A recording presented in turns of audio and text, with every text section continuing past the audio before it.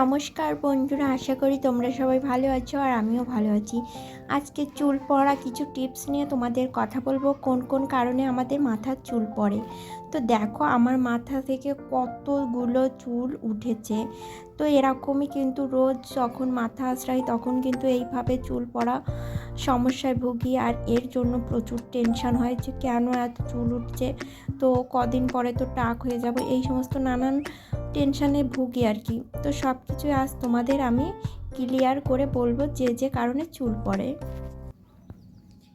নমস্কার বন্ধুরা, আজ নিয়ে এসেছি আরও একটা নতুন ভিডিও। তো তোমরা এই ভিডিওটা শেষ পর্যন্ত দেখো, তাহলে আমার মতন যারা বিপদে পড়েছো আর আমি যে ভুল কাজগুলো করেছি সেগুলো তোমরা করবে না, তাহলে আর আমার মতন এই অবস্থায় তোমরা ভুগবে না। তো আমি আজকে চুল পড়া নিয়ে একটা ভিডিও করব, কোন কোন ভুলের জন্য আমাদের মাথা থেকে চুল পড়ে যাচ্ছে। আমরা কিন্তু অনেকেই জানি না, আর সেই ভুল কাজগুলোই কিন্তু আমরা রোজ করে যাচ্ছি। তো প্রথমে বলবো আমি যে আমরা শ্যাম্পু করার পরে কী করি। শ্যাম্পু করার পরে প্রথমেই একটা গামছা বা একটা তোয়ালে দিয়ে কিন্তু চুলগুলো শক্ত করে বেঁধে রাখি। এটা একদমই করা যাবে না, তাহলে কিন্তু আমাদের চুলের গোড়াটা নরম হয়ে কিন্তু চুল বেশি উঠবে। তো আমরা এই ভুলটা করে থাকি সবাই, তো এটা করা যাবে না। আর অনেকে আছে ভেজা চুল আঁচড়ায়, শ্যাম্পু করার পরেই চুলটা না শুকিয়ে ওই চুলটাই কিন্তু চিরুনি দিয়ে আঁচড়ায়। এর ফলে কি হয়, ওই চুলটা কিন্তু ভেজা চুলটার গোড়া নরম থাকে, এই জন্য কিন্তু আরও বেশি আর কি চুলটা ওঠে। আবার অনেকে আছে ওই ভেজা চুল নিয়েই কিন্তু ঘুমায়, এটা তো একদমই করা যাবে না, তাহলে কিন্তু আরও প্রচুর চুল উঠবে। তো আমি এই জিনিসগুলো রোজ করি, মানে যখনই মাথায় শ্যাম্পু করি চুল ভেজাই তখনই এগুলো করি, আর আমার কিন্তু প্রচুর চুল ওঠে প্রচুর। আর একটা বড় সমস্যা, সেটা হলো মানসিক চাপ। টেনশান করা যাবে না, টেনশানের জন্য কিন্তু প্রচুর চুল ওঠে। এটা আমি আগে জানতাম না, কিন্তু আমি এটা এখন উপলব্ধি করতে পারছি যে টেনশানের জন্যও আর কি চুল ওঠে, প্রচুর চুল ওঠে। আমার মাথায় কিন্তু বিয়ের আগে প্রচুর চুল ছিল, প্রচুর, কিন্তু এখন বিয়ের পর জানি না কেন এত চুল উঠছে। তো আমি আর কি ইউটিউবে অনেকগুলো ভিডিও দেখে তারপরেই আর কি তোমাদের সঙ্গে এই কথাগুলো শেয়ার করছি। তারপর ঘুম যদি ঠিক মতন না হয় তাহলেও কিন্তু আমাদের চুল ওঠার প্রচুর সম্ভাবনা রয়েছে। তো আমাদের কিন্তু ঠিক মতন ঘুমাতে হবে, ঘুমের জন্য কিন্তু আমাদের চুল পড়ে। তো এটাও অনেকে জানে না।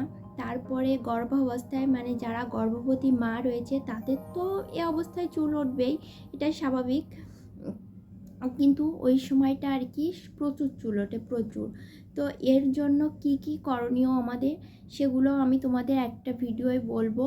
তো তার আগে তোমরা এই ভিডিওয় কিন্তু অবশ্যই কমেন্ট করে জানাবে যে কার এরকম চুল পড়ছে আর কার এই সমস্যাগুলো রয়েছে। অনেকের আবার থাইরয়েড আছে, থাইরয়েডের জন্যও কিন্তু চুল ওঠে। থাইরয়েড, তারপরে ক্যান্সার, ব্লাড প্রেশার, এইগুলো যাদের ভিতরে আছে তাদেরও কিন্তু প্রচুর চুল উঠবে। আমার তো ব্লাড প্রেশার হাই, এই জন্য কিন্তু আমার প্রচুর চুল ওঠে। তো আমি কিন্তু এখন অনেকটাই সতর্ক হয়ে গেছি, এখন কিন্তু আমার চুল পড়া অনেকটাই কমে গেছে। তো এই ভিডিওটা কিন্তু তোমাদের উদ্দেশ্যেই করা, সতর্কর জন্যেই করেছি আর কি। তোমরা কিন্তু সতর্ক হয়ে যাও, আমার মতন ভুল করো না কেউ, তাহলে কিন্তু তোমরা অনেক বড় ভুল করবে বন্ধুরা। আবার আমরা অনেক সময় কি করি, অনেক সময় আমরা চুলটা আর কি শক্ত করে বাঁধি টান টান করে, এটা তো একদমই করা যাবে না। টান টান করে যদি আমরা চুল বাঁধি তাহলে কিন্তু চুলের গোড়ায় কিন্তু প্রচুর প্রেশার পড়ে। তো চুলটা একটু সামান্য ঢিলা করে বাঁধতে হবে, তাহলে কিন্তু আর চুল পড়ার ভয় থাকে না। তারপরে যে রাবারের গার্ডারগুলো হয়, রাবারের গার্ডার দিয়ে তো একদমই চুল বাঁধা যাবে না, এটা তো মানে করলে চুলের প্রচুর ক্ষতি হয়, প্রচুর। তোমাদের কি বলবো, তোমরা একটু ইউটিউবে সার্চ করলেই বুঝতে পারবে। তো আমার মতন এই ভুলগুলো কিন্তু তোমরা করো না, তোমাদের আমি বারবার বলছি।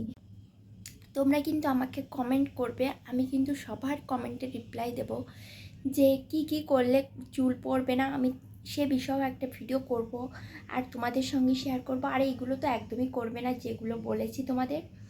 তো ভিডিওটা এখানেই আমি শেষ করে দিচ্ছি। আর ভিডিওটা কেমন লাগছে অবশ্যই কিন্তু কমেন্ট করে বলবে। আর ভিডিওটা যদি ভালো লাগে তো অবশ্যই বন্ধুদের সঙ্গে শেয়ার করবে। আর যারা নতুন আমার চ্যানেলে তারা অবশ্যই আমার চ্যানেলটা সাবস্ক্রাইব করবে আর একটা লাইক করবে। আর ভিডিওটা কেমন লাগছে, কেমন হয়েছে অবশ্যই কিন্তু কমেন্ট করে জানাবে তোমরা।